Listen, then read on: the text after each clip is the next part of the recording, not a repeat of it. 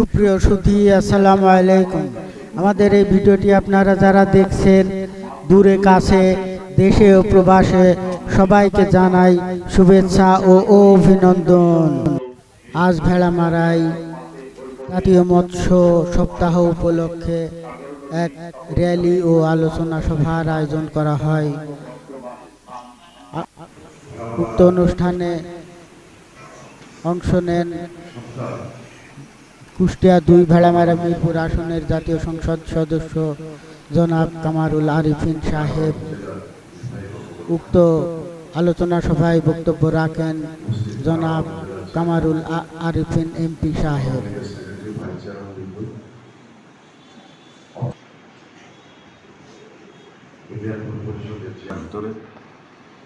আপনারা জানেন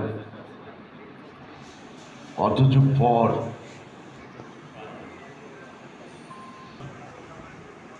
সমস্ত প্রক্রিয়া সম্পূর্ণ হতে যাচ্ছে। আমরা সবাই ব্যস্ত আছি। শুধু একটি কথা বলে আমি আমার বক্তব্য শেষ করব। এখানে যারা মৎস্যজীবী আছেন, যারা বিভিন্ন নদী, নালা, খাল, বিল, পুকুর জননেত্রী শেখ হাসিনার কথা শুনে যে একটু জায়গাও পড়ে থাকবে না, আপনারা সেই জায়গায় আপনারা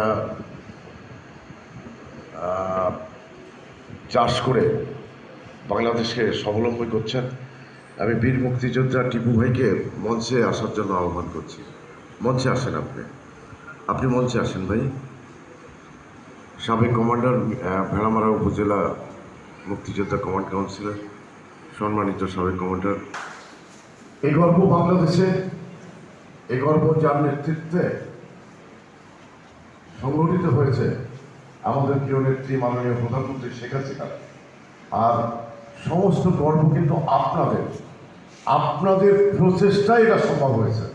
আপনারা যদি আজকে এগিয়ে না আসতেন, আপনাদের প্রচেষ্টা যদি সফল না হতো, তাহলে আজকে বাংলাদেশ পৃথিবীর ভিতরে দ্বিতীয় স্থান অধিকার করে মাথা উঁচু করে দাঁড়াইতে পারত না। মাছ আজকে একটা সময় আমাদেরকে বলা হতো দুধে ভাতে বাঙালি, তারপরে বলা হতো মাছে ভাতে বাঙালি।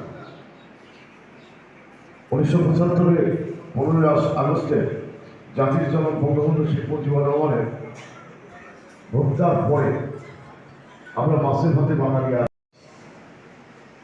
পৃথিবীর অনেক দেশে আমরা মাছ পাঠাচ্ছি। কাদের কারণে? আপনাদের কারণে। আপনারা যদি মাছ না চাষ করতেন তাহলে হতো না। একটা কিছুদিন আগে, 10 বছর আগে ইলিশ মাছ বাজারে গেলে ইলিশ মাছ পাওয়া যেত না, কিনতে পাওয়া যেত না।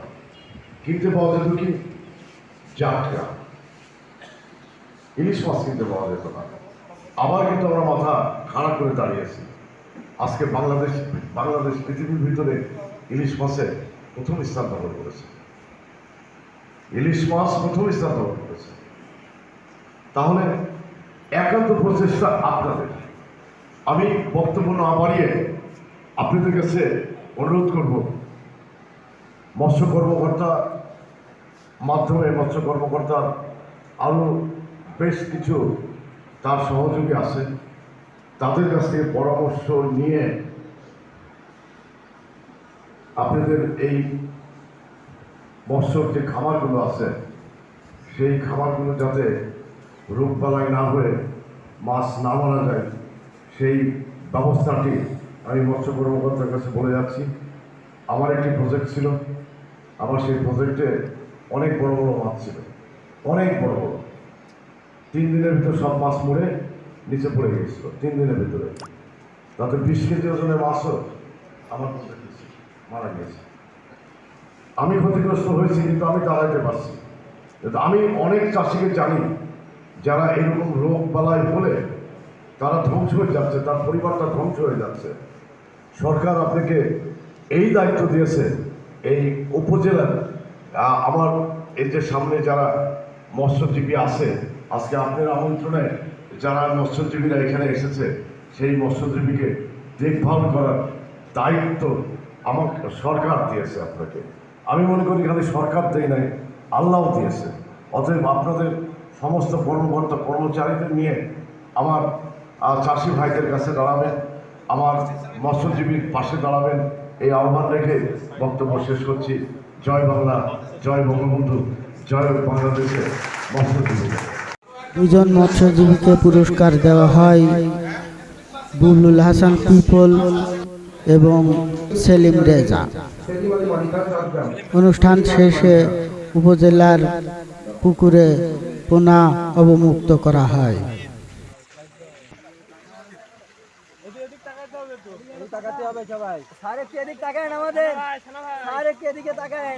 প্রিয় সুধী, এখনো যারা আমাদের এই চ্যানেলটি সাবস্ক্রাইব করেন নাই, চ্যানেলটি সাবস্ক্রাইব করুন এবং নতুন নতুন ভিডিও পেতে বেল আইকনটি বাজিয়ে রাখুন। সবাইকে ফুটন্ত মিডিয়ার পক্ষ থেকে ধন্যবাদ। আসসালামু আলাইকুম। হেলাল 27 জানেন আমাদের ভাই।